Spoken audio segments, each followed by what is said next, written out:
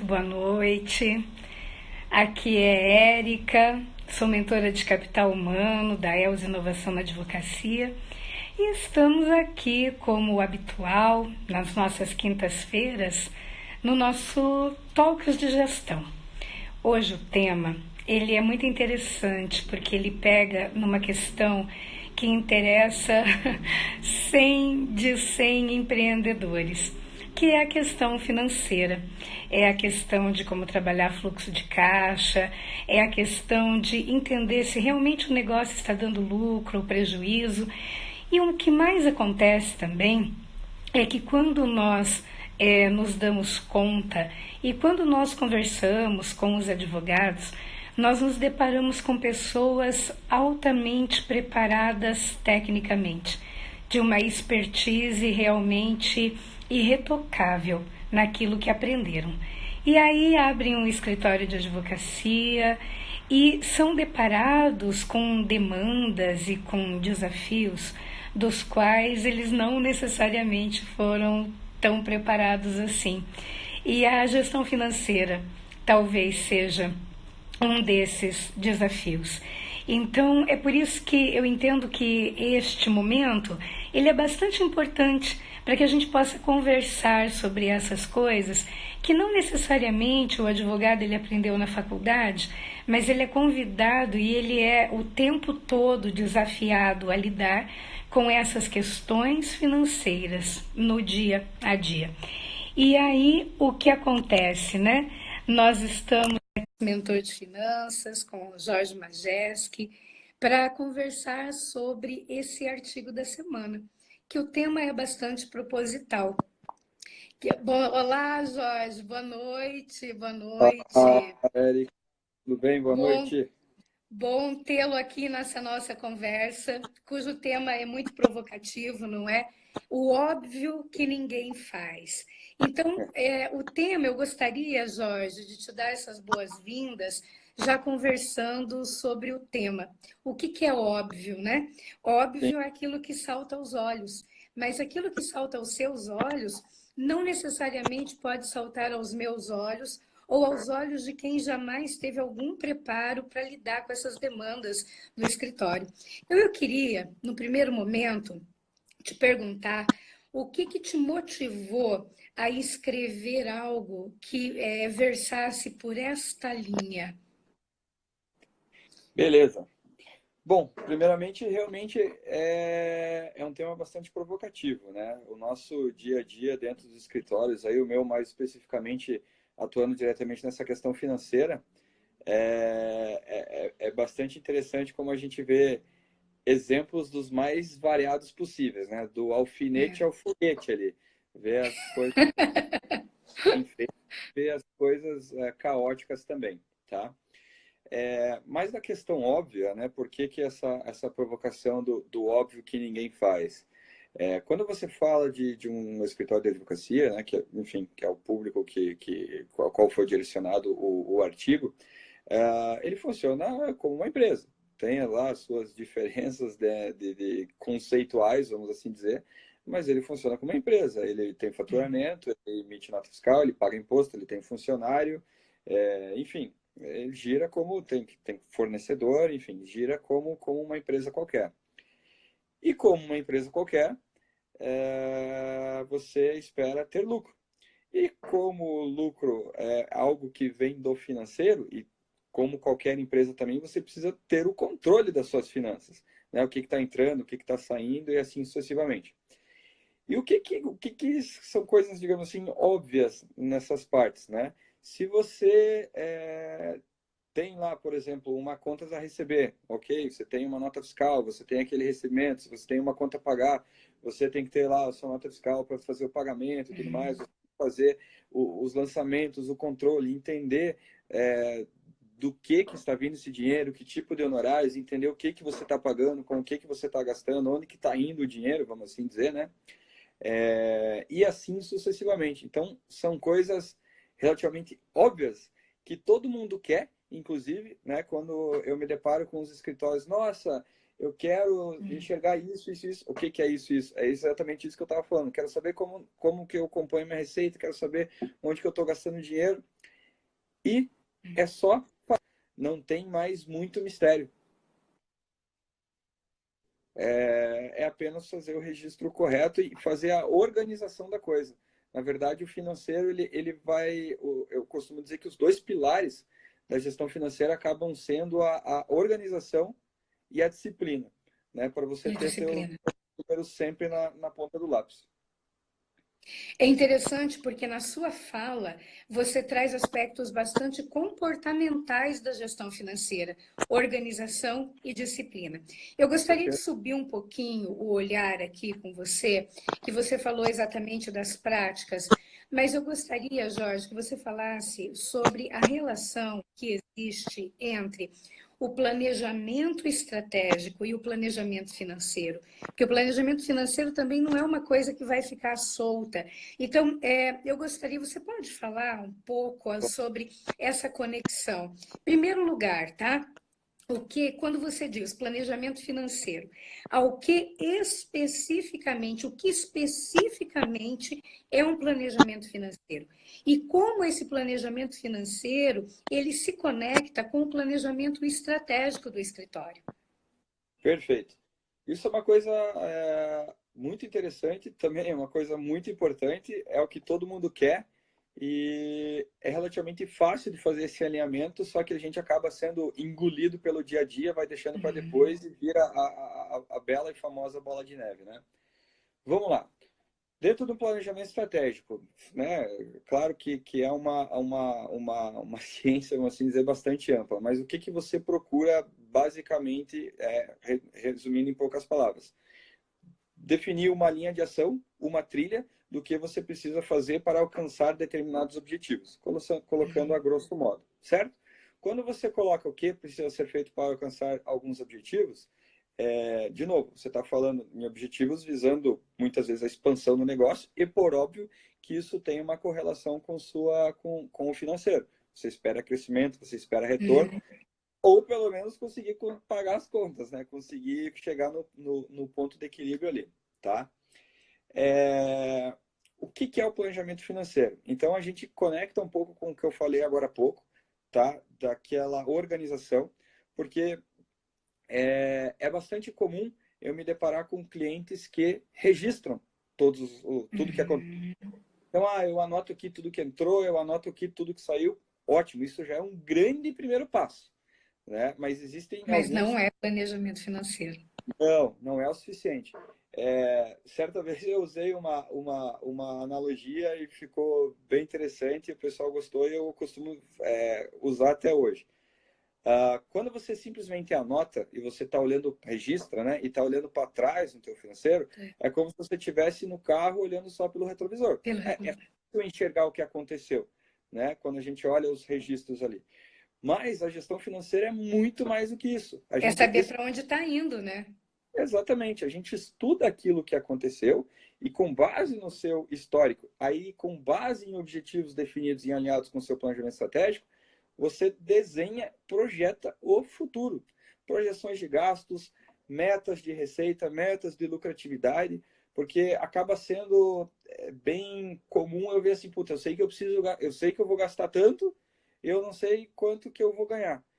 Ok? A gente sabe que a venda, né, o êxito, muitas vezes na advocacia, os honorários, enfim, dependendo da área que você trabalha, eles acabam sendo bastante flutuantes. Mas é justamente essa conexão que precisa ser feita. Como eu vou transformar o trabalho que eu estou fazendo em números, em receita, e que ações eu preciso desdobrar no planejamento estratégico para alinhar com isso e trazer todo esse movimento, esse retorno financeiro para o escritório. Muito interessante. Ao ler o seu artigo, algumas coisas me chamaram especificamente a atenção. Quando você fala da questão do separe os dinheiros, porque o seu artigo, aliás, aqui para quem está entrando agora, nós temos semanalmente uma publicação no site da ELS que versa sobre um tema específico. E o tema dessa semana foi finanças. E lá no seu artigo você coloca a dificuldade da separação de dinheiros. Agora, uma coisa que nós nos deparamos muito em todos os negócios é aquela questão assim, olha, sempre foi feito assim. Nós É, nunca separamos as nossas finanças pessoais das finanças do escritório e nós nos demos bem, afinal de contas, nós crescemos e nós chegamos a ser o que somos hoje. Muito bem. Qual é o perigo, Jorge, do sempre foi feito assim? Me diga qual é o risco de continuar com essa prática da não separação dos dinheiros no curto, no médio e principalmente no longo prazo? olha, o sempre foi feito assim, conecta com aquela frase clássica, né?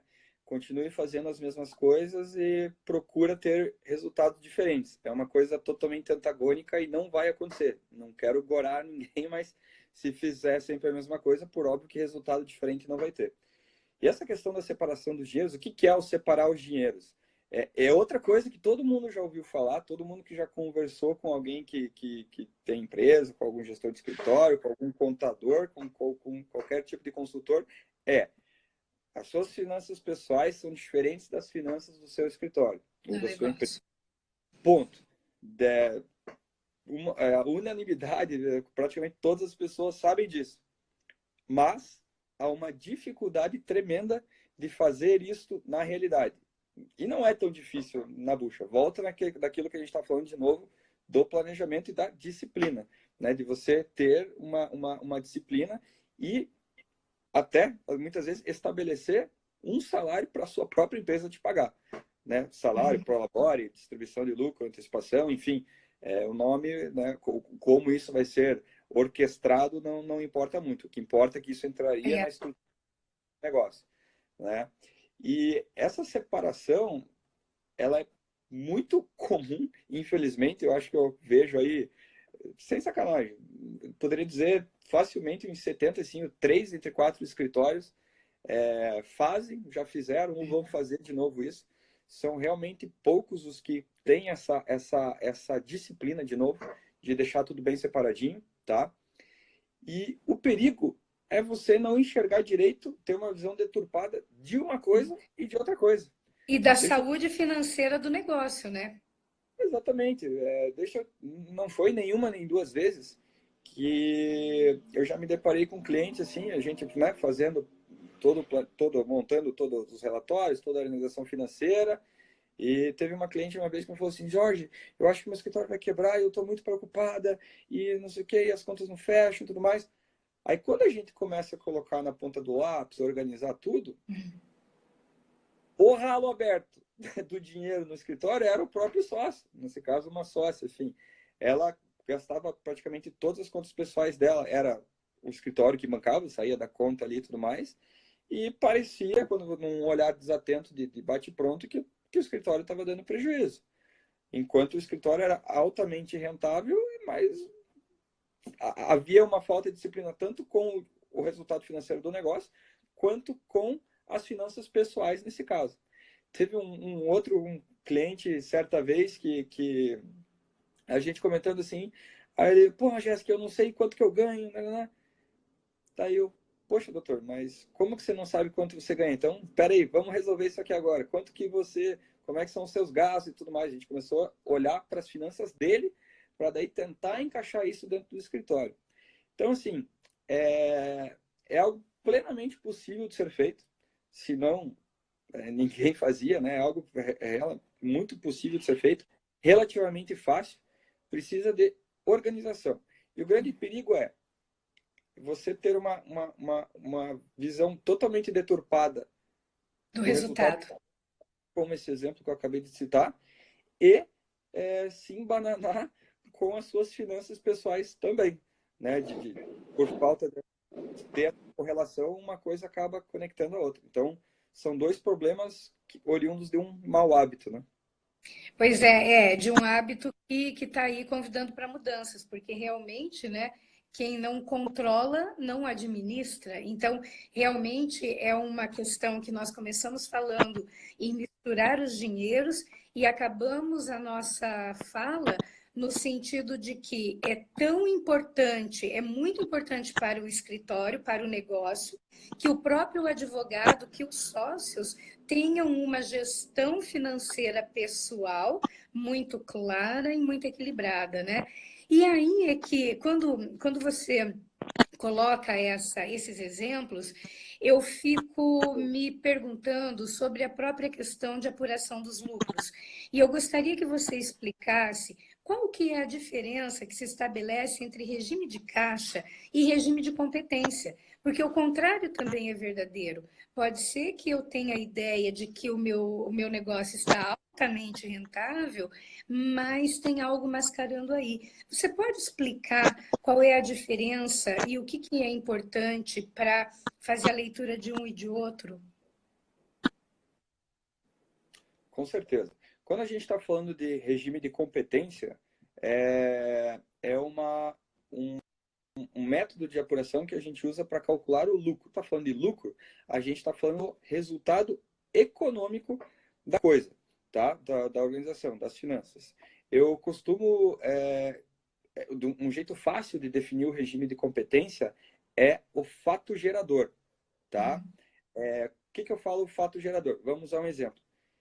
Hoje, dia 10 de outubro, eu emiti uma nota fiscal para um cliente. Se eu emitir uma nota fiscal para um cliente, um recebimento do meu escritório, eu tenho um fato gerador e o meu cliente passa a ter um direito de receber e o meu cliente passa a ter uma obrigação de pagar.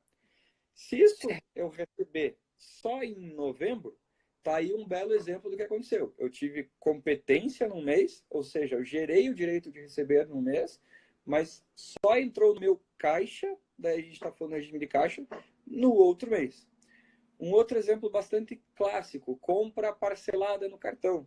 Você foi lá e fez uma compra parcelada. A competência daquela compra, o fato gerador, ela é inteiro no mês. O mês que eu fui lá e fiz a compra. Agora, se eu paguei em 10 vezes sem juros, eu vou ter 10 saídas de caixas do mesmo valor relacionado àquela competência, tá? E recentemente, inclusive, um cliente me perguntou, tá, Jorge, mas qual que é o mais importante, caixa ou competência? Competência. Não, não existe o mais importante. As duas coisas são importantes e elas Serem devem ser geridas. exatamente, elas têm que ser analisadas simultaneamente com óticas, com interpretações diferentes. Quando eu olho para um resultado, uma DRE, né, que é a demonstração de resultado de exercício, que traz o lucro pela competência, eu estou tendo, ou seja, eu gerei mais obrigação de pagar. Agora, a outra face da moeda é como eu controlo o meu caixa, ou seja, o meu dinheiro, aquilo que está na minha mão, como que eu controlo esses direitos de receber e essas obrigações de pagar. É isso que a gente fala que é a gestão do caixa, que é o fluxo de caixa, para que você não venha, né, a ficar com necessidade de caixa, ou seja, tenha mais pagamentos do que recebimentos. Então, através da competência, você enxerga se o negócio está sendo rentável ou não. Se eu estou gerando mais direito de receber do que obrigação de pagar. E quando você olha para o caixa, fluxo de caixa, aí você está olhando a sua disponibilidade. E quanto melhor você gerir o seu fluxo de caixa, você vai ter mais fôlego, né, para gerir o seu negócio. Uma coisa bastante importante, uma empresa pode ter lucro e estar com problema de caixa, e o contrário também é verdadeiro. Uma empresa pode não ter lucro e estar com caixa. Te dar um exemplo clássico. Se você, eu dei o exemplo, né? Pô, eu emito nota fiscal para o cliente, mando lá o boleto, lindo, maravilhoso, e o cliente não me paga. Eu tive faturamento, eu tive receita quando eu olho para a competência, ou seja, eu tenho um direito de receber. Só que se o cara não pagar aquele boleto e não pagar, esse direito não vai se transformar em caixa. Então, é um belo exemplo do que eu posso ter lucro e isso não se transformar em caixa. E o verdadeiro, eu posso não ter lucro se eu tenho meses consecutivos que as minhas obrigações de pagamento são maiores que os meus.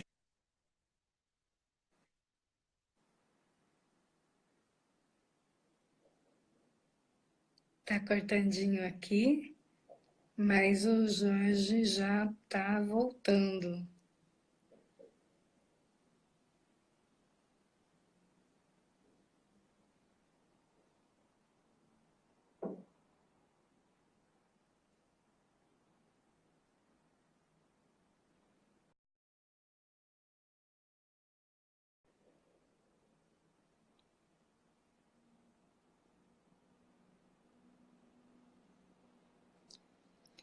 Deu aqui uma pequena queda, mas o Jorge ele já está voltando.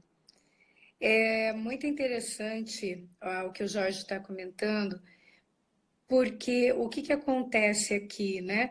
Nós observamos muito que é muito natural que o advogado diga, eu enveredei pelo ramo do direito, porque, na verdade, eu não gosto de matemática, ou eu não me sinto muito à vontade com cálculos e com números. E quando ele coloca o negócio dele, ele se percebe de novo às voltas com a questão do cálculo, da lógica, da matemática e de aspectos até contábeis e de gestão financeira aos quais ele não tem a menor habilidade. Então, o que acontece aqui? A ideia é que é sempre tempo, não é? Quando existe um desconforto, é sempre tempo de procurar ali um desconforto. Eu costumo dizer que ele é sempre um convite a uma mudança, a um desenvolvimento de uma habilidade, de um comportamento, de um novo conhecimento. Então, se você está exatamente sendo desafiado hoje com a gestão financeira do seu escritório, é o momento em que indica que está tendo um crescimento, é o momento que indica que novas lições estão te convidando para serem aprendidas, e é o momento, muitas vezes, também que convida a pedir ajuda, a pedir um olhar de um especialista, não é? Então, da mesma maneira como você, como advogado, pode fazer tanto bem, não é, ao seu cliente, outras pessoas com expertise das quais você não tem e nem tem necessariamente a obrigação de saber, também podem ajudar muito no seu negócio. Então, essa é a ideia. E enquanto o Jorge tenta se reconectar, ele teve um pequeno probleminha, mas ele já me avisou que está voltando. Eu gostaria de convidar você a visitar o site da ELS, www.els.adv.br, e acompanhar as nossas publicações. A ELS prima muito pela produção de conteúdo de qualidade. Então, somos profissionais de diversas áreas e temos muita alegria de poder dividir com os nossos clientes, com os nossos parceiros, com os nossos amigos, a expertise ou o tema que muitas vezes provoca uma certa dor. E se você tem um tema que gostaria de ver tratado aqui pelo nosso time, seja de finanças, de controladoria jurídica, de tecnologia, de marketing, de planejamento estratégico ou de pessoas, encaminhe esse tema para nós. Certamente nós teremos muita alegria em estudar esse tema e colocar a você a visão aqui do nosso time. Então fica o convite. Fica também a ideia de que passe lá no nosso canal do YouTube e assista os nossos vídeos, as nossas lives. Elas ficam disponíveis lá por um tempo e são sempre temas bastante interessantes. Então, lamentavelmente, o tempo está acabando. Eu acredito que o Jorge não vai conseguir voltar para se despedir de vocês. Mas agradeço de coração a audiência e qualquer dúvida, qualquer tema, qualquer assunto a ser discutido aqui, que você tenha sugestão, mande para a gente. Nós teremos o maior prazer aí em trabalhar esse tema com você. Muito obrigada e até a próxima.